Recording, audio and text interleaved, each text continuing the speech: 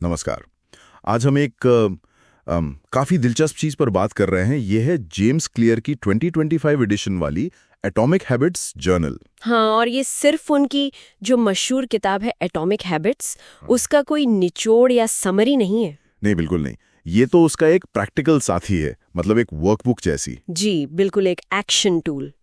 तो हमारा इरादा आज ये समझने का है कि ये जर्नल आखिर कैसे मदद करता है, कैसे वो छोटी छोटी रोज़ की आदतें पकड़कर बड़े बदलाव लाए जा सकते हैं इसके ज़रिए। मतलब सिद्धांत से अमल तक का सफर। हाँ, वही, सिद्धांत से प्रैक्टिस तक कैसे पहुंचे। हमारे पास इस जर्नल की एक अच्छी विस्तृत समीक्षा है जो इसके मेन पॉइंट्स और फायदों पर रोशनी डालती है। तो चलिए देखते हैं इसमें क्या खास है। जरूर। समीक्षा में जो पहली बात एकदम साफ नजर आती है वो ये कि ये जर्नल सिर्फ पढ़ने के लिए नहीं बना है। हाँ, ये करने वाली चीज है। बिल्कुल। इसका सारा जोर रोज की योजना बनाने, फिर उसे ट्रैक करने और उसके बाद उस पर थोड़ा सोचने, आत्मविश्लेषण करने पर। आपकी बात एकदम सही है, और यही चीज, इसका ये प्रैक्टिकल होना इसे बाकियों से अलग बनाता है। अच्छा, कैसे? देखिए, सिद्धांत समझ लेना एक बात है ना? लेकिन उसे रोज की जिंदगी की भागदौड़ में लागू करना, वो बिल्कुल अलग कहानी है। हाँ, ये तो है। आदतें बनाने या बदलने के लिए सिर्फ जान लेना काफी नहीं होता। ये जर्नल उसी खाली जगह को भरता है। समीक्षा बताती है कि ये जेम्स क्लियर का जो मूल सिद्धांत है, वो संकेत, फिर लालसा, फिर प्रतिक्रिया और इनाम वाला। हाँ, क्यू, क्रेविंग, रिस्पॉन्स, रिवॉर्ड, जी बिल्कुल। उसको अपनी जिंदगी में उतारने का एक बहुत ही सिस्टमैटिक, व्यवस्थित तरीका देता है। ये उस थ्योरी को एक्शन में बदलता है। हाँ, और जिस तरह से ये एक्शन में लाता है उसमें कुछ खास चीजें हैं, जैसे वो डेली हैबिट ट्रैकर। जी। समीक्षा कहती है कि ये सिर्फ टिक मारने वाले बॉक्स नहीं है। इसका डिजाइन ऐसा है कि आप अपनी प्रोग्रेस रोज देख पाते हैं।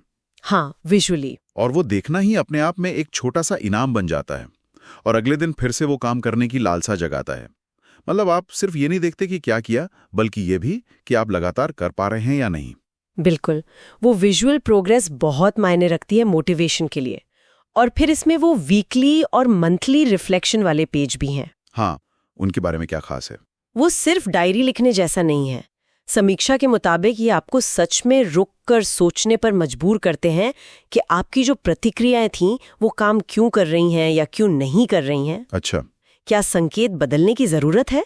ये सेल्फ एनालिसिस का एक स्ट्रक्चर्ड तरीका है, और यही चीज आदतों को टिकाऊ बनाने में मदद करती है। और एक और पहलू जो समीक्षा में काफी दिलचस्प बताया गया है वो है 90 डेज गोल सिस्टम। हाँ, 90 दिन वाला। ये पूरी प्रक्रिया को जैसे 3 महीने की एक केंद्रित यात्रा बना देता है।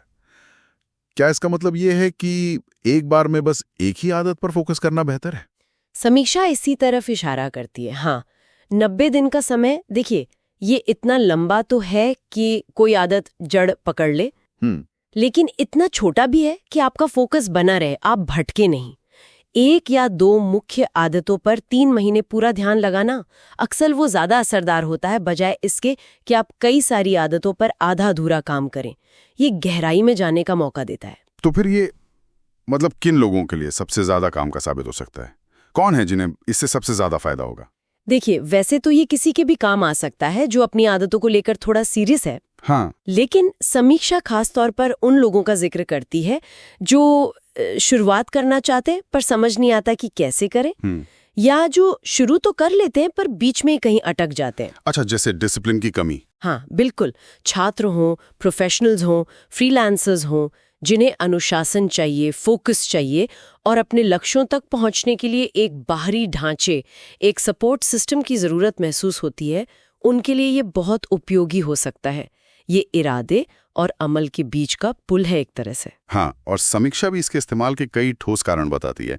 पहला तो जैसा हमने कहा, इसका प्रैक्टिकल होना। जी। दूसरा, इसका स्ट्रक्चर्ड फॉर्मेट, आपको सोचना नहीं पड़ता कि क्या लिखना है, कहाँ लिखना है, एक दिशा मिलती है। बिल्कुल।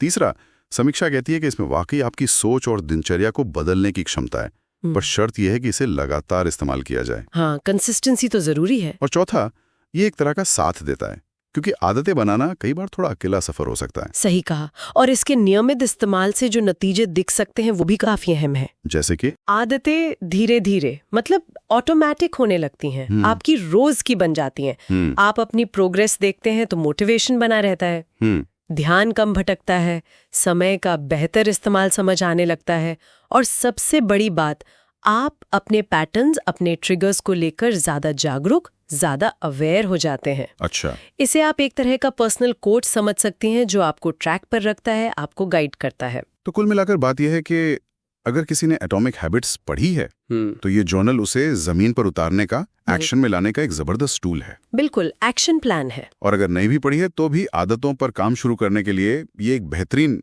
एक शुरुआती बिंदु हो सकता है। हाँ बिल्कुल, ये अपने आप में काफी है शुरू करने के लिए। ये सचमुच आदतों को बदलने की एक लैब जैसी है, कह सकते हैं। तो आज की चर्चा का सार यही निकलता है कि ये जर्नल आदतों के पीछे के विज्ञान को रोजमर्रा की प्रैक्टिस में, अमल में बदलने का एक सोचा समझा व्यावहारिक तरीका है। हाँ बिल्कुल। जैसे कि समीक्षा में कहा गया है, ये सिर्फ पढ़ने की नहीं, करने की किताब है।